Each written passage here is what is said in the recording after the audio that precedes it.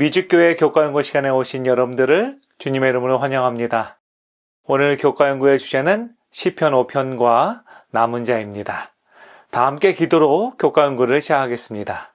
사랑의 아버지 하나님, 오늘 이 시간 저희를 하나님의 말씀 가운데로 인도하시니 감사합니다. 성령 하나님, 우리의 마음 가운데 내재하여 주셔서 주어진 말씀을 통하여서 우리의 삶 가운데 거하시는 그리스도를 발견할 수 있도록 인도하여 주시옵소서.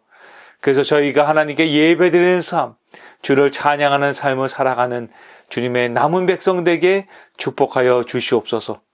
이 시간 마칠 때까지 주의 성령께서 인도하실 것을 믿고 감사드리오며 저희를 너무나 사랑하시는 예수님의 이름으로 간절히 기도드렸습니다. 아멘. 여러분들은 혹시 하나님 앞에 선다라는 생각을 해보신 적이 있으신가요?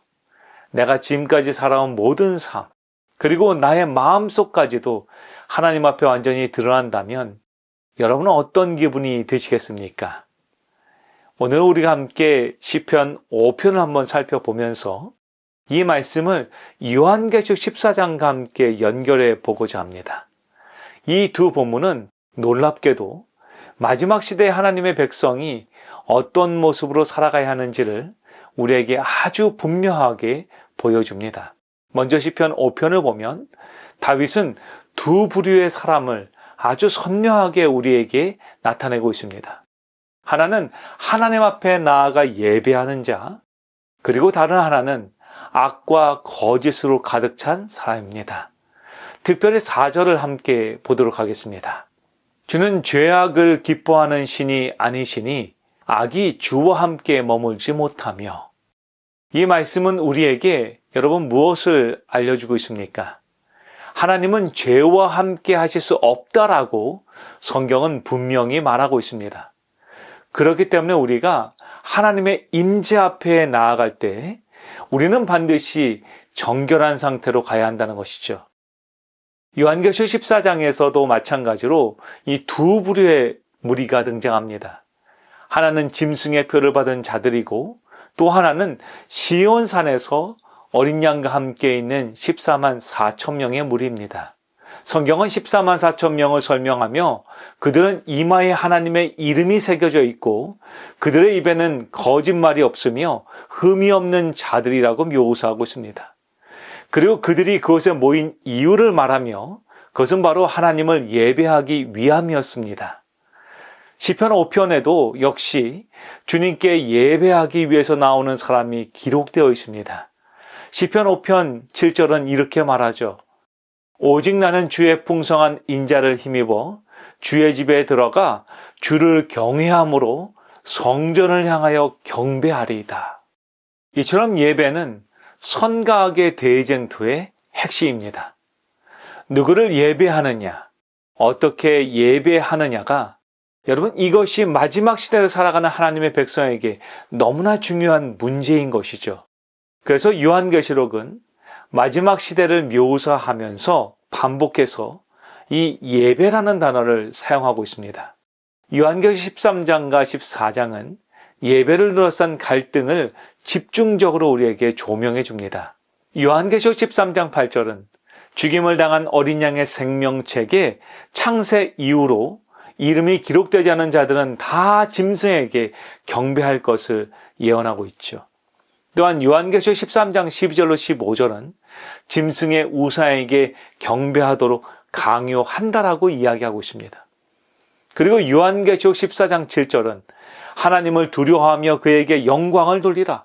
이는 그의 심판의 시간이 이르렀음이니 하늘과 땅과 바다와 물들의 근원을 만드신 이를 경배하라 하더라 라고 하면서 우리에게 권면하고 있는 것이죠. 여기서 우리는 이 두 무리의 다른 예배를 발견하게 됩니다.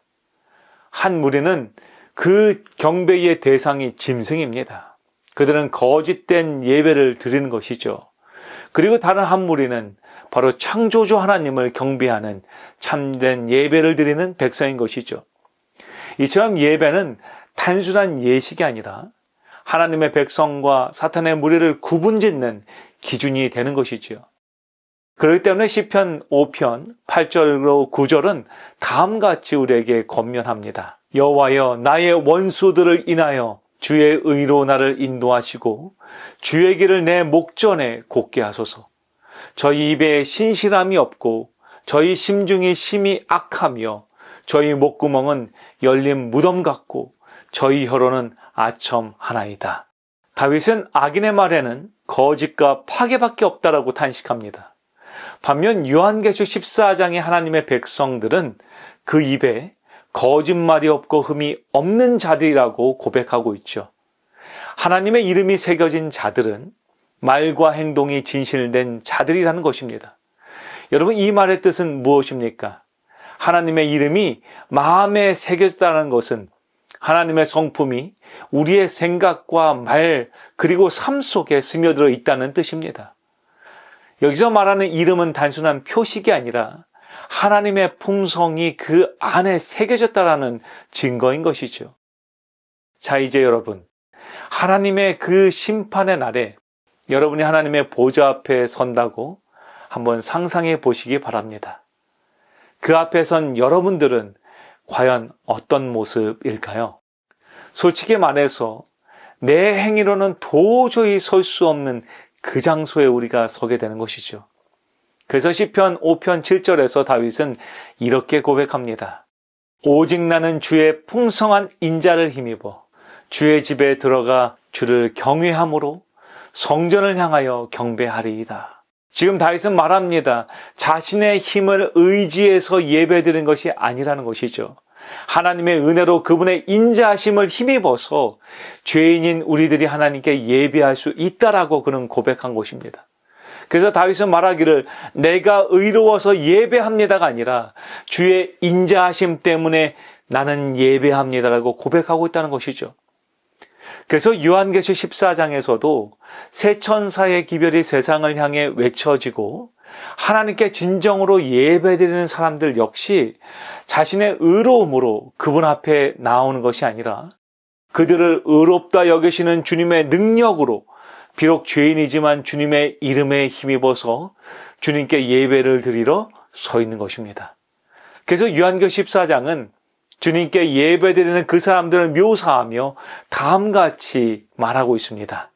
또 내가 보니 보라 어린 양이 시온산에 섰고 그와 함께 14만 4천이 섰는데 그 이마에 어린 양의 이름과 그 아버지의 이름을 쓴 것이 있도다. 요한은 분명하게 말합니다. 어린 양이 시온산에 섰고 그와 함께 성도들이 서 있다는 것입니다. 여러분, 이것이 바로 복음입니다. 우리가 구원받은 이유는 단 하나입니다. 바로 예수님께서 죄인인 우리의 죄를 구속하시고 우리와 함께 그곳에 거하시는 것, 그것이 바로 구원이라는 것이죠. 그래서 바울은 이렇게 고백합니다. 하나님이 죄를 알지도 못하신 자로 우리를 대신하여 죄를 삼으신 것은 우리로 하여금 저희 안에서 하나님의 의가 되게 하려 하심이니라. 아멘. 십자가 위에서 우리의 죄를 대신 지신 예수님. 그분이 지금도 하늘 성소에서 우리를 위하여 중보하고 계시며 우리를 정결케 하시고 그분의 이름을 우리의 마음에 새겨주고 계신 분이라는 것입니다. 그렇게 우리는 그분의 이름을 힘입어서 시온산의 주님과 함께 설 수 있게 되는 것이죠. 여러분, 하나님의 은혜를 진짜로 경험하면 우리는 가만히 있을 수가 없습니다. 시온산에 서 있는 사람들이 하는 것은 무엇입니까? 바로 어린 양의 찬양을 하고 주님을 예배하게 되는 것이죠. 다윗 역시 그렇게 말하였습니다. 시편 5편 11절은 이렇게 말하고 있죠. 주의 보호로 말미암아 영원히 기뻐 외치고 주의 이름을 사랑하는 자들은 주를 즐거워하리이다. 여러분, 이러한 찬양이 오늘 여러분의 마음 가운데 있으십니까? 다윗은 말합니다. 주를 사랑하는 자는 즐거워하며 기뻐 외친다는 것입니다. 그렇게 요한계시록 14장에서도 큰 소리로 외치며 마지막 복음을 선포하는 장면이 등장하는 것이죠. 그것은 단순한 전도가 아닙니다. 이것은 기쁨의 고백이고 구속받은 자의 감격의 외침인 것입니다. 각시대 대쟁투 651페이지는 저희에게 다음같이 권면하고 있습니다. 그들은 영광을 입으신 그리스도를 통하여 십자가에 달리신 그리스도를 볼 것이다. 광대한 우주의 무수한 세계들을 창조하시고 유지하시는 그분, 그룹과 영광의 스랍들이 즐겨 경배하는 사랑받는 하나님의 아들, 하늘의 왕께서 타락한 인류를 구원하시려 자신을 낮추시고 죄의 치욕과 슬픔을 지시고 아버지의 얼굴에서 숨겨진 채 마침내 잃어버린 세상의 죄 때문에 갈보리 십자가에서 당신의 심장이 터지고 생명이 떠나간 사실은 결코 잊혀지지 않을 것이다. 오늘 저희는 시편 5편과 요한계시록 14장을 통해서 한 가지 분명한 사실을 배우게 되었습니다. 그것은 바로 예배는 단순한 종교 행위가 아니라는 것입니다. 예배는 삶의 방향을 결정짓는 영적 전쟁의 핵심이라는 것이죠. 그래서 시편 5편의 다윗은 악인의 말과 삶에는 거짓과 파멸이 가득하지만 하나님께 예배드리는 자들은 주의 인자하심을 힘입어서 거룩한 성전을 향해서 나아간다라고 고백하는 것이죠. 그리고 요한계시록은 우리에게 보여주고 있습니다. 마지막 시대에도 여전히 하나님을 예배하는 남은 자들이 있다라는 것입니다. 그들은 짐승의 표를 거절하고 이마에 하나님의 이름을 새긴 채 시온산의 어린 양과 함께 서 있는 자들이라는 것이죠. 그렇다면 우리는 여기서 우리 자신에게 질문을 해보아야 합니다. 그것은 바로 나는 지금 누구를 예배하고 있는가라는 것이죠. 나의 입술과 삶은 하나님의 이름을 드러내고 있는가라는 것입니다. 그리고 나는 진실한 하나님의 예배자로 지금 살아가고 있는가? 우리는 우리 자신에게 질문해 보아야 한다는 것입니다. 사랑하는 성도 여러분이시여, 남은 자는 세상의 기준으로 성공한 사람들이 아닙니다. 남은 자는 오히려 세상의 조롱과 유혹을 이기고 하나님의 인자하심을 힘입어서 그분께 참된 예배, 회개의 제사를 드리는 자들이라는 것이죠. 우리가 시온산에 함께 서게 되는 이유는 우리의 공로가 아닙니다. 그것은 바로 우리 안에 새겨진 하나님의 이름, 곧 예수 그리스도의 의와 그분을 닮은 성품 때문에 우리는 그분 앞에 또한 그분과 함께 서 있게 된다는 것이죠. 그렇기 때문에 오늘 이 예배의 자리에서 우리는 반드시 결단해야 합니다. 나는 하나님의 이름을 내 마음에 새기며 정결한 입술로 주를 찬양하고 삶으로 주를 예배하며 살겠다는 고백을 지금 해야 한다는 것이죠. 여러분, 이 결심이 오늘 우리 안에 있길 소망합니다. 그래서 이 결단이 진심일 때 하나님께서는 우리를 시온산의 어린 양과 함께 서게 하실 것입니다. 그날 우리는 부끄럼 없이 주님 앞에 설 것입니다. 그리고 이렇게 고백할 것입니다. 주님의 인자하심으로 주님, 저는 지금 여기에 서 있습니다. 여러분, 이 고백이 오늘 저와 여러분들의 고백이 되기를 간절히 소망합니다. 그래서 우리 모두 그 시온산에서 어린 양과 함께 서서 주를 찬양하는 믿음의 백성이 되길 소망하며 오늘 교과 연구를 마치겠습니다. 우리 함께 기도하겠습니다. 사랑과 은혜가 풍성하신 아버지 하나님, 이 시간 우리 마음에 하나님의 이름을 새겨주시니 주님 감사합니다. 우리의 입술에 거짓이 없게 하시고 우리의 삶에 주의 성품을 반영하는 거룩한 제물이 되게 하여 주시옵소서.